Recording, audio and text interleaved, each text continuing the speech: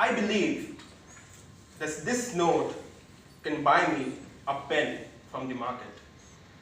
How many of you believe the same statement?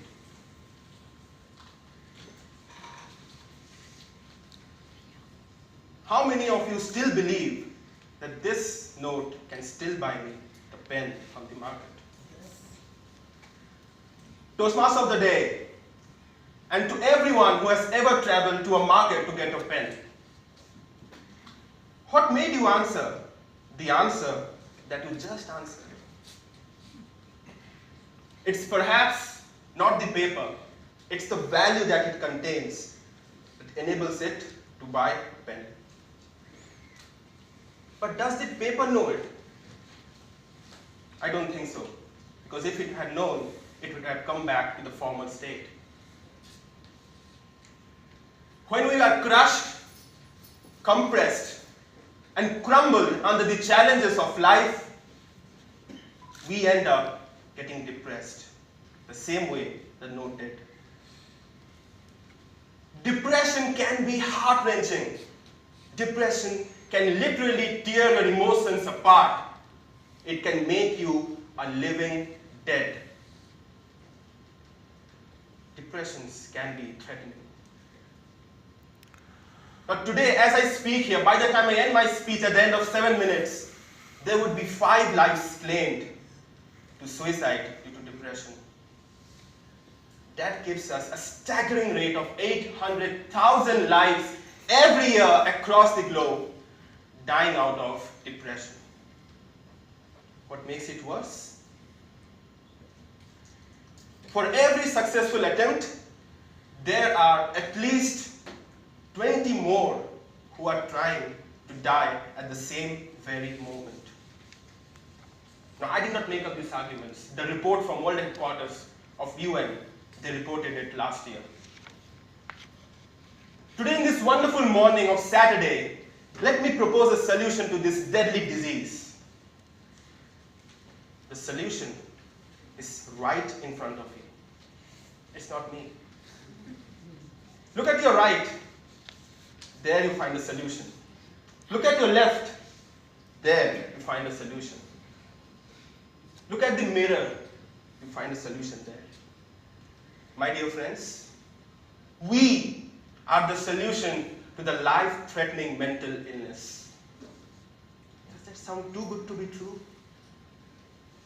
Too abstract a concept to think of? Let me take you to the summer vacation to 2014. Every student of the college was overwhelmed because finally they were getting back to their cozy, comfortable, and casual homes. No more classes, no more labs, no more teachers, nothing. Simply rest, except for one, Rohit. Rohit was a huge muscular guy, an amazing poet, a game freak, and a huge Game of Thrones fan. Thanks to him, I can now successfully comment haha on the post that says Arya Stark died. Am I right, Mr. Nawab? Rohit got straight F's in his 6th sem. His parents got divorced. His love of his eye, his apple of his eye, she betrayed him. He was dejected, disheartened, disillusioned. He forgot how to smile. He didn't talk to anyone. At any point of time, you would always find him sitting at the corner of the room. We were there at the railway station waiting for our trains. I was with my group of friends chatting with some petty issues. And there he was with his earphones on, listening to music. At one point, he gave me a friendly smile and a wave to which I reciprocated. The next moment, he ran like a summer tempest, handed me over a chip, and there he goes onto the railway tracks. The huge, hefty, hulky iron wheels crushed him, cut through his flesh. The entire passengers of that They were just a dumb spectator. They couldn't do anything. Science said that because of that, cutting down his flesh, that's what claimed his life. Philosophy said no, it objected. It said that was the body that was getting cremated that day. Rohit had died long back. A heart-wrenching situation. Days turned into weeks, weeks to months, months to years, and we started living our lives accepting the dire truth. Until one day when I was finding a topic to present my proposal on to my diary, the chit came out, which read something like this. I wanted to shout.